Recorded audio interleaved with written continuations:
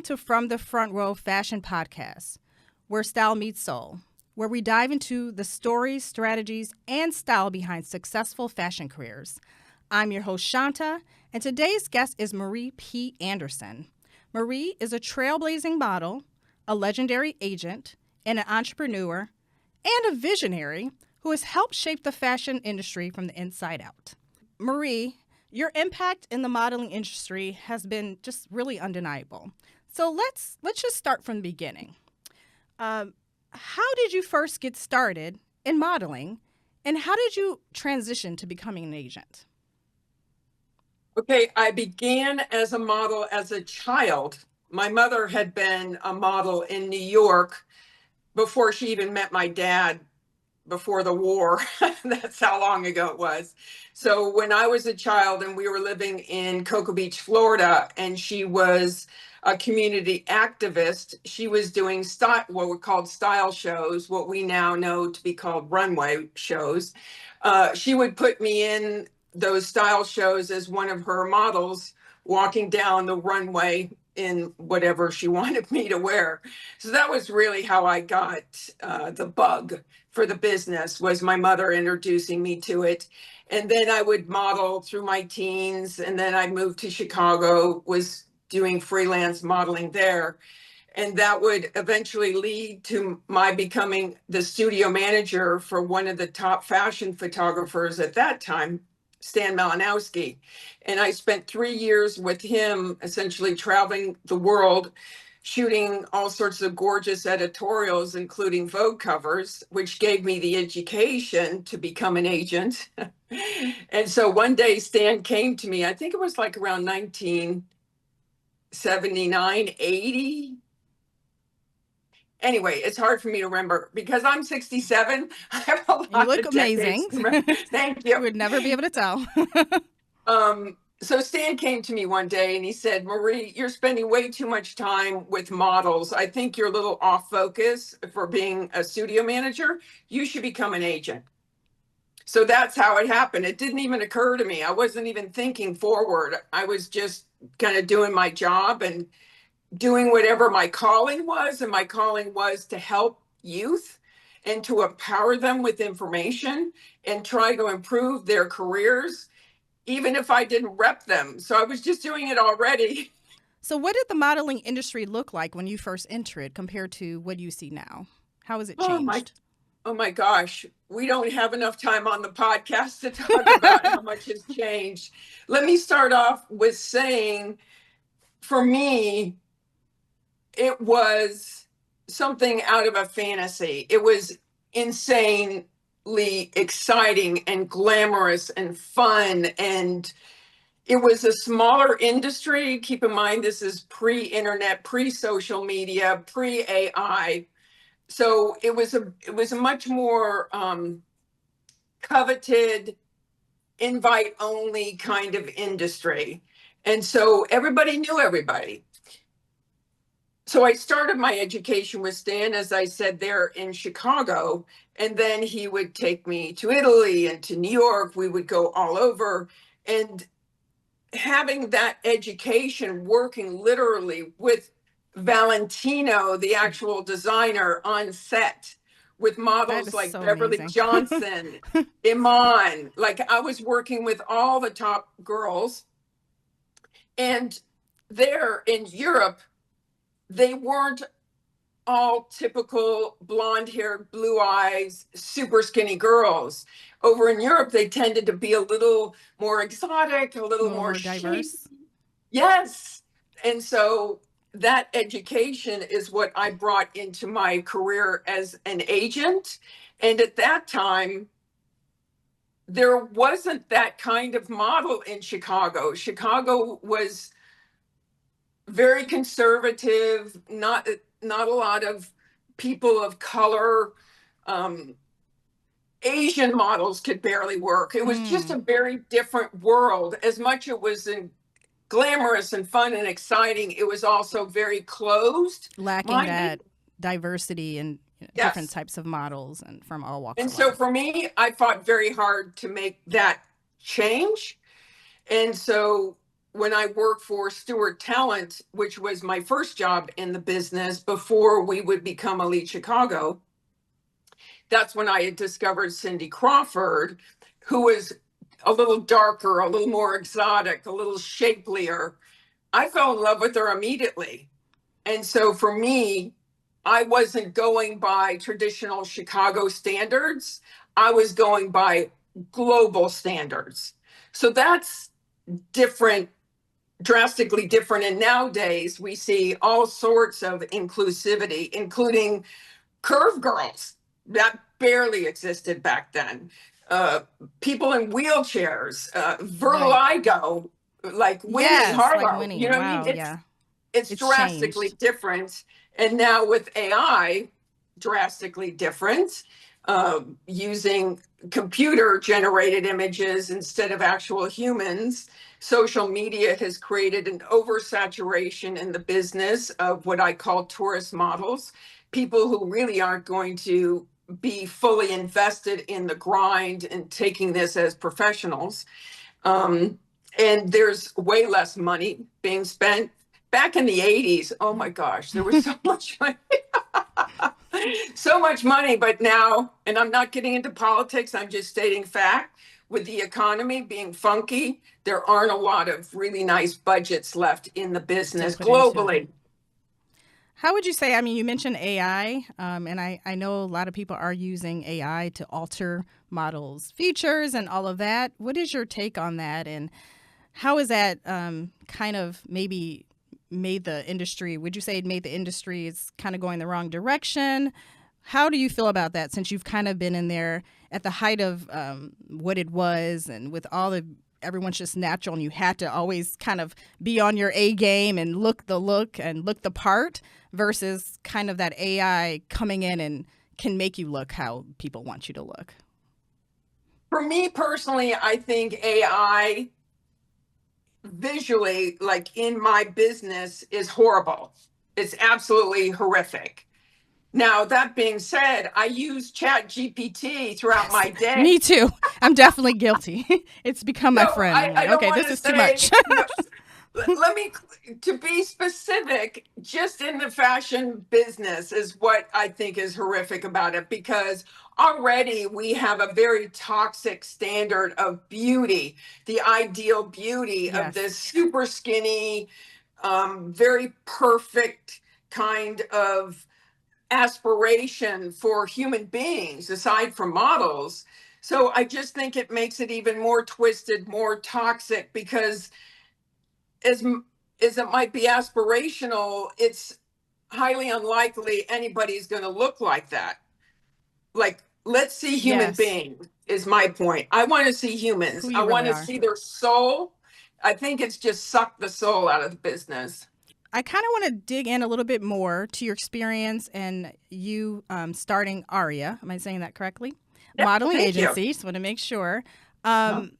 Can you tell us a bit about that? How did you get to that point, and what made Aria different from other agencies at that time? Okay, we'll take this in pieces.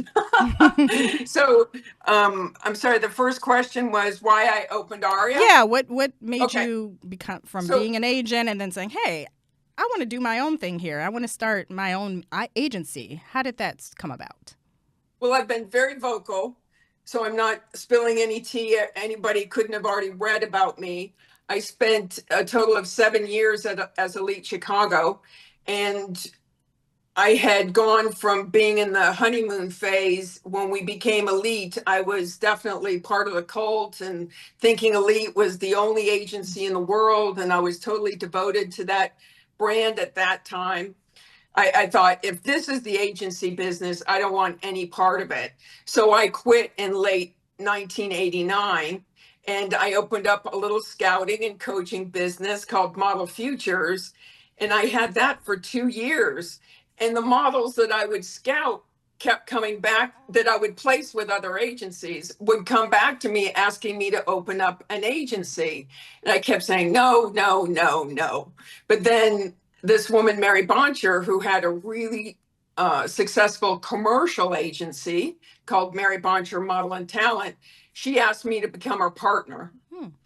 And about what made us different, I said, Mary, the only way I'll go back into the agency business is absolutely no funny business with our models having to endure sexual predators in the agency, around the agency, client affiliation. It has to be a G-rated agency. She said, oh, of course, 100%. I said, the models have to be paid on time and quickly. We would advance the models instead of them having to wait 30, 60, 90, 120 days. And I said, it has to be a good vibe. It has to be a happy, non-toxic environment. And that's what we created when we opened up Aria. And it was amazingly successful for 13 years. And then Ford New York was having trouble with their Ford Chicago office, getting some street credibility. Mm-hmm. They tried because they had bought David and Lee. Okay. And made it Ford Chicago. And they just couldn't get it to really find the secret sauce to make it work. Yeah. So John Kaplan at the time, who was the CEO of Ford New York, kept bugging me and my business partners to sell. And so finally, as the expression goes, they made an offer we couldn't refuse. And my staff at the time thought, we want to be Ford because that creates a network that before we were neutral and we could work with anybody we wanted with no specific alliance. But they thought if we become Ford, that gives us a whole nother level of global mobility. So I finally acquiesced and sold in, I think it was 2003. I love that. I love how you created a safe haven for models, how you've challenged the status quo and made it so that everyone kind of wanted to follow in your footsteps. I think that's so amazing and such an amazing story to tell.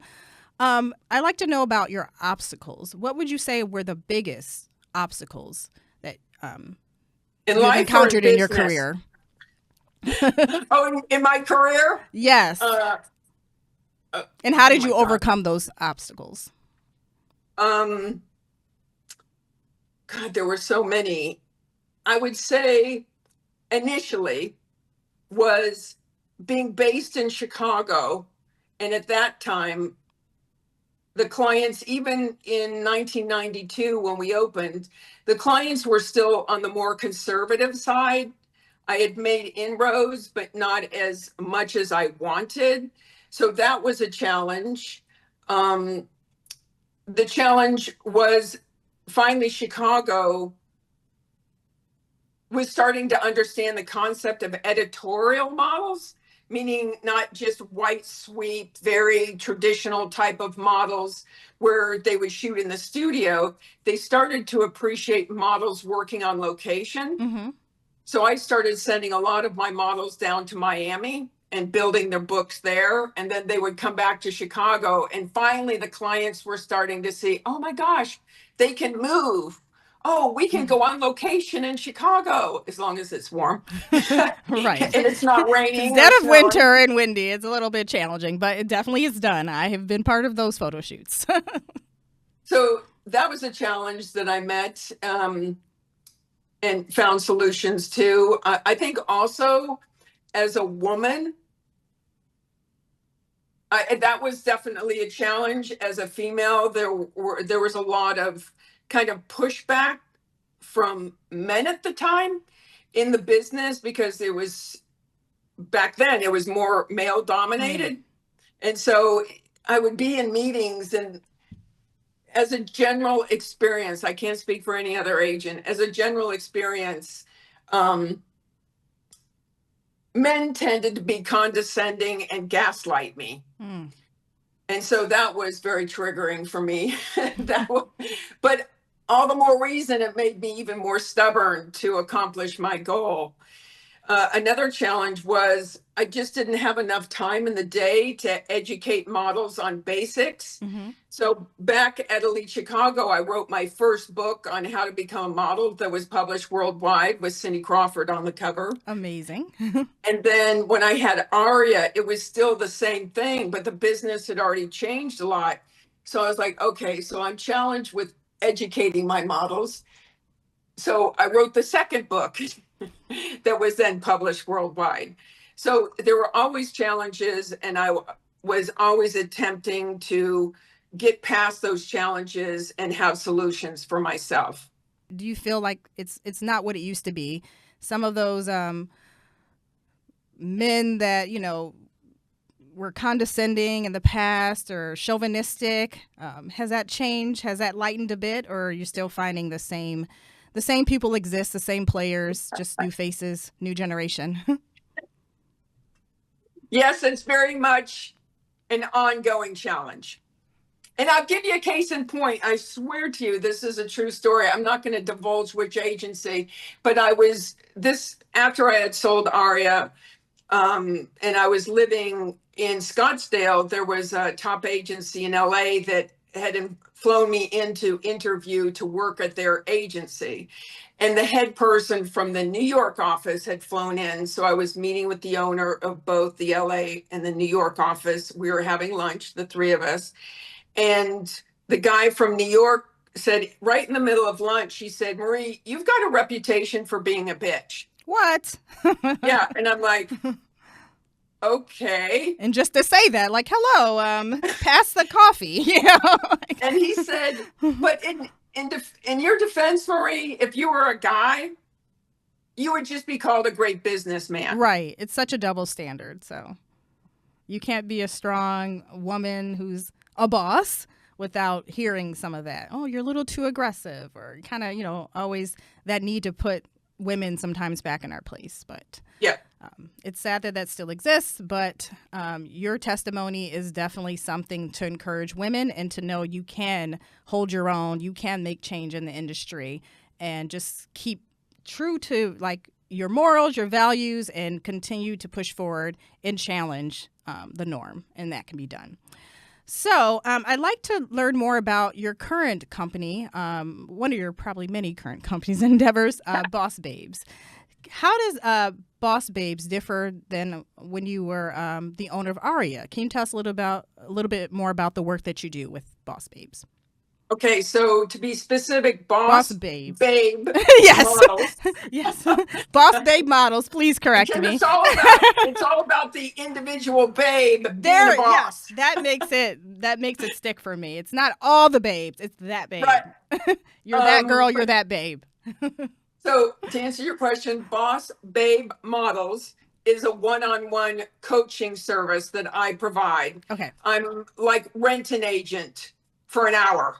So it doesn't matter what, if it's a child, like just recently I was working with a mom and a 6-year-old girl coaching, and they just signed with a top agency in Chicago. So essentially, I'm all that preparation for them to be taken seriously to then go and meet with agencies. So that's what Boss Babe Models is all about. And the difference is, and it's the same thing with my scouting and management company, which is Marie P. Anderson, separate.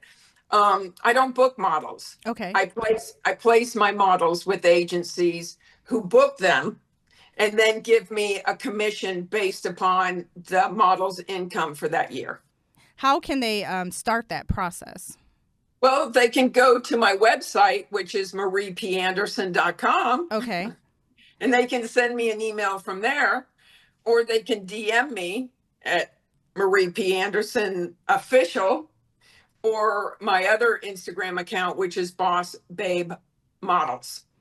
And I'm super accessible, as you know.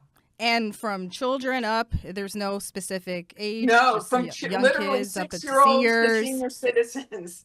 Because the business, as you had mentioned earlier, the business is not just about high fashion. There's a lot of work out there doing lifestyle, commercial print, and TV commercials. How would you say ageism has impacted the industry, and has it changed? Can you still be a top model and get work? Not talking runway, but what are the opportunities for those models that think, oh, I'm no longer 22, I've aged out, I can't do this? What would your advice be to someone who still looks fabulous, still has amazing style, still has that walk and just is that girl? What would you tell them if they want to kind of continue to model or seek those opportunities in the industry?